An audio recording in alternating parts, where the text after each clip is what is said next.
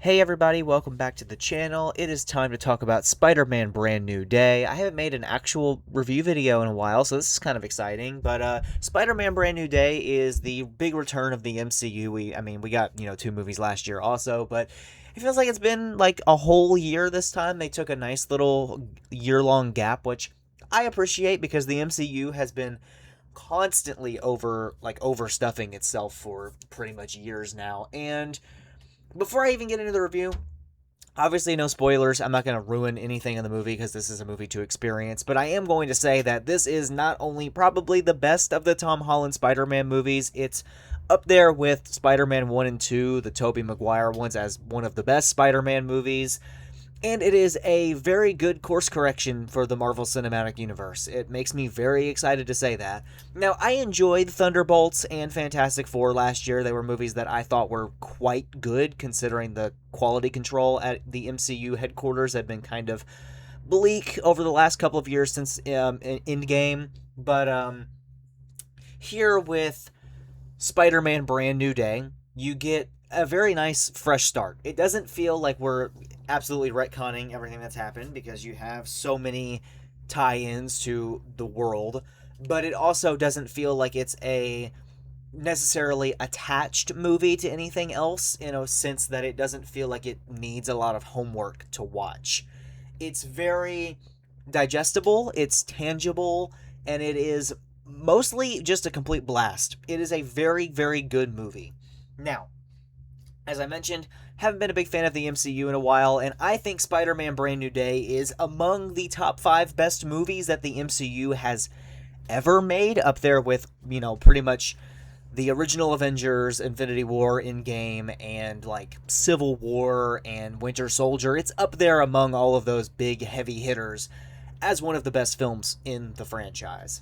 And let's just talk about stuff that's so good about it. So, starting off with actually the character of Peter Parker, very similarly to all of his movies, but I would say mostly No Way Home, Peter does actually have a very compelling arc in this movie. He is completely miserable, very much on his own after all of the things that have happened to him and everybody forgetting his name, and now he is on his own, doing his own thing, and it really is a fresh start. It feels like a brand new day, as the title is saying. You kind of get acquainted with him over the last couple of years of him doing his Spider-Manning on his own with the help of Damage Control in the police department. And then you get tied into the central mystery once the mind controlling stuff happens, and that's really where the plot kicks off. Now, obviously, no spoilers. We all kind of know who Sadie Sink is playing in this movie, but I'm not going to spoil anything. So, if you're not in the loop and you don't know, obviously, you can still go into this movie with that surprise. But Sadie Sink is actually very much a compelling character in this movie. Like I said, I'm not going to say who it is, but very compelling, very good villain. It's very well thought out. It ties in very well with Peter's arc, and the way that they conclude the story around her character is very well done.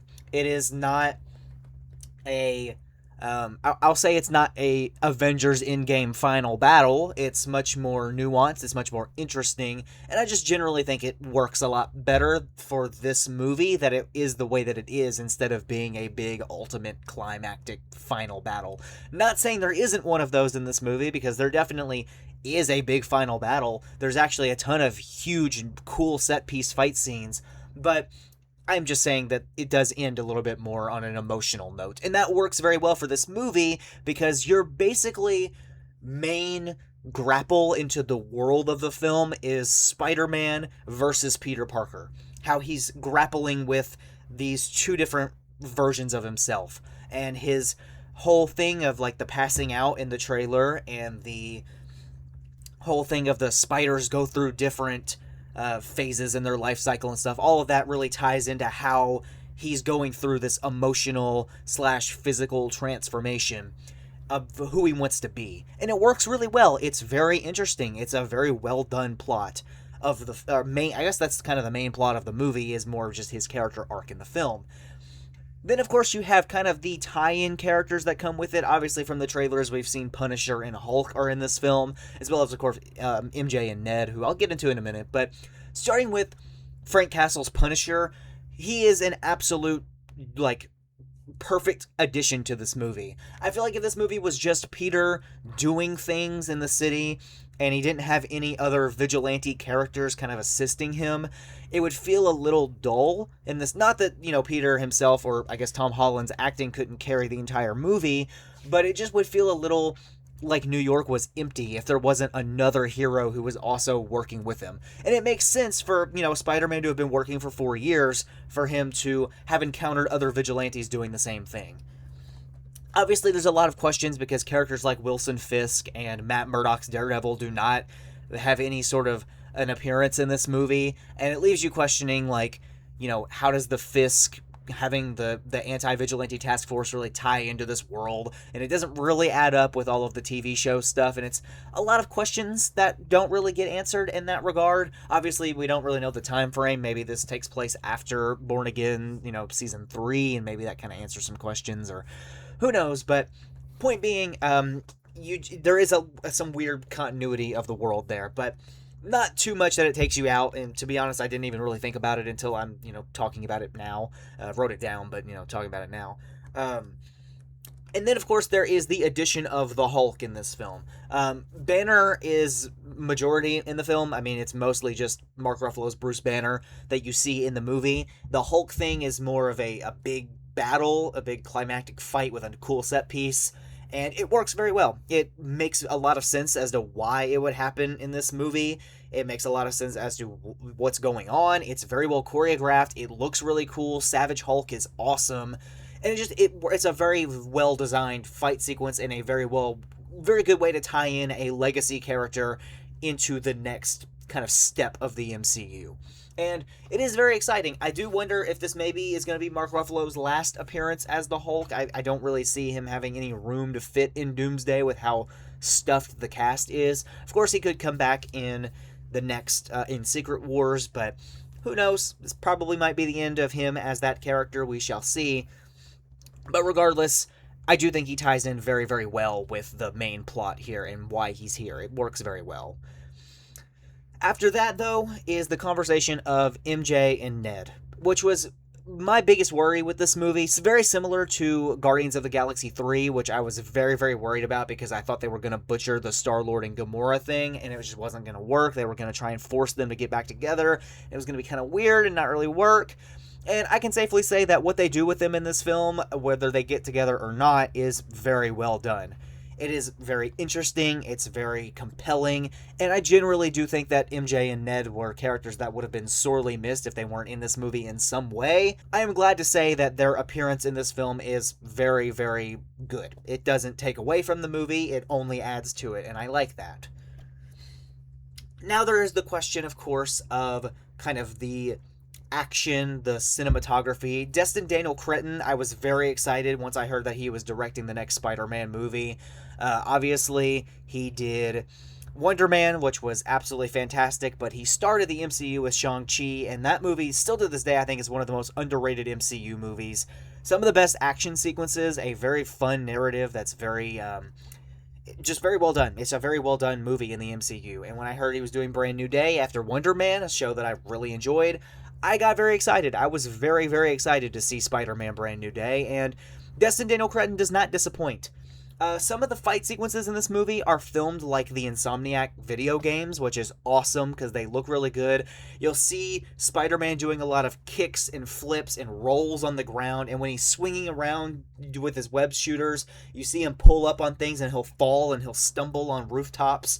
And it looks really good. It's very interesting.